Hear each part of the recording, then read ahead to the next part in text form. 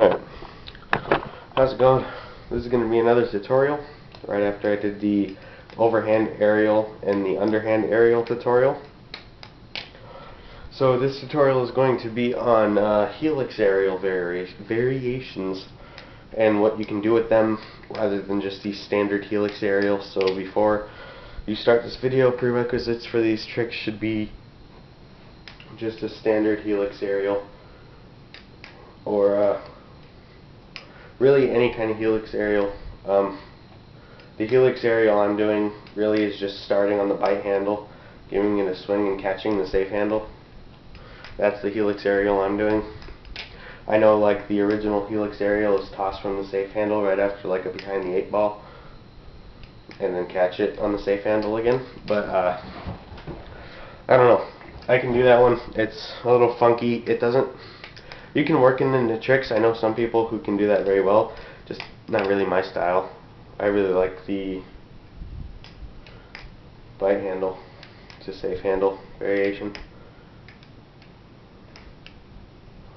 So yeah, let's get into it. Oh, cat's being weird. The first one I'm going to show you is the Helix aerial into Chaplin's 0G and standard. So how I like to get into the Helix aerial is just after behind the 8-ball towards the end here on the bite handle, and you're going to give it the good chuck, and then you're just going to place your finger in between the safe handle and the spine of the blade. It's going to initiate the 0G chap.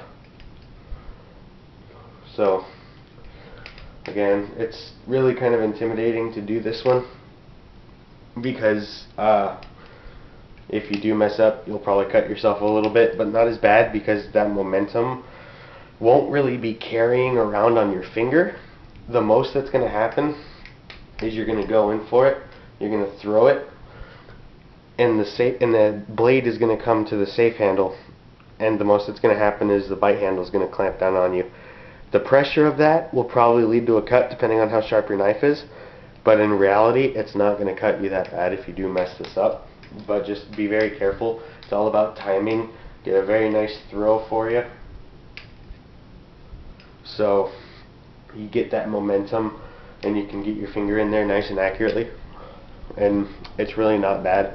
It looks really nice.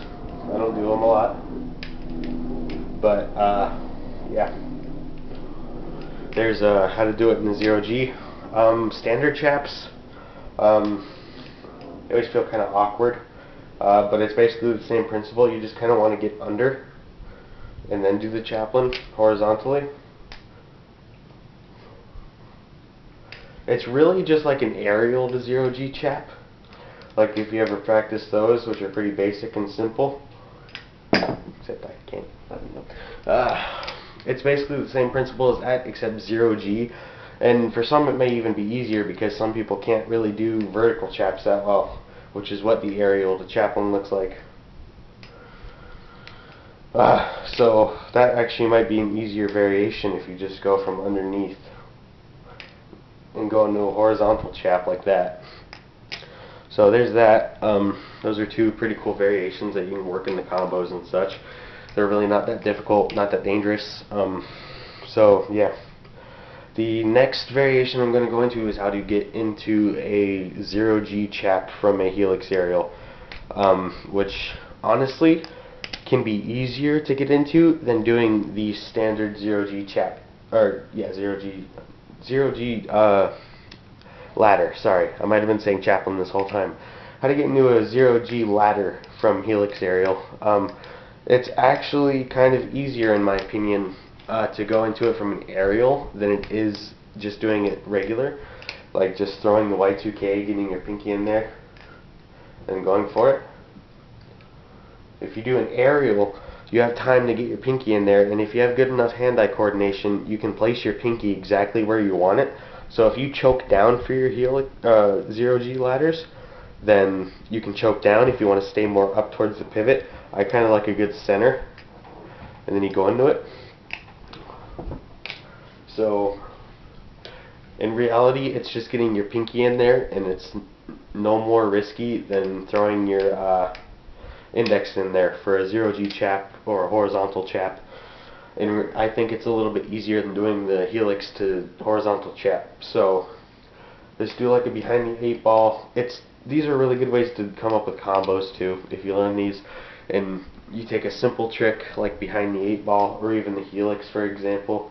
Like if you just go into a helix, you're ending on the bite handle, you throw it, and you go into the 0G ladder. It looks really nice. It's simple, it's clean, and those are two tricks that you can just throw together really quick, and it looks nice and impressive. So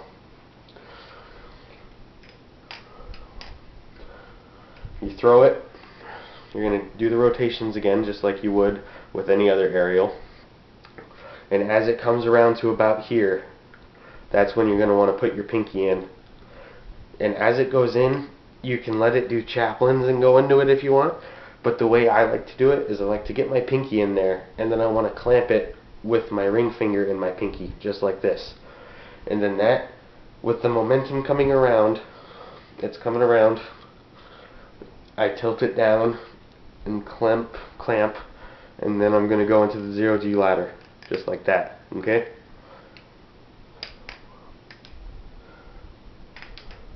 So that is how to get into it from a helix aerial. I actually find it to be quite easier, and it looks a little bit flashier. There's a kind of half-assed one for you. So I hope those helped. Those are some cool helix aerial variations that are pretty simple to do. Well, I wouldn't say simple, but they're there to learn. They're not going to be the most difficult thing in the world to learn. I know it took me, the one that took me the longest amount of time to learn was actually the helix aerial to 0G chaplain, because I was always much more afraid of that one than I was any of these other ones, because it's just the fear of getting cut, you know. Once you get over that fear, kind of, though, it's no big deal, really. Then you just flip, you know. You know, if you're paying attention and you watch what you're doing, you're not gonna fuck up royally. And you know, it's kind of hard to fuck up royally sometimes. You really have to be fucking doing some crazy shit. So yeah, those are helix aerial variations. Sorry, I haven't been making videos lately. I've been really sick, but I'm hoping to get back on board with all this stuff and hopefully come up with some more video ideas and more trick tutorials. Be sure to leave in the comments what tricks you want to learn as well, because there aren't a lot of tricks to do tutorials on that people don't already know. There's a few combos I have in mind. One of my favorite combos that I do usually on the regular is this one, except ends in a scissor. So I'll probably do a tutorial on that one, so stay tuned.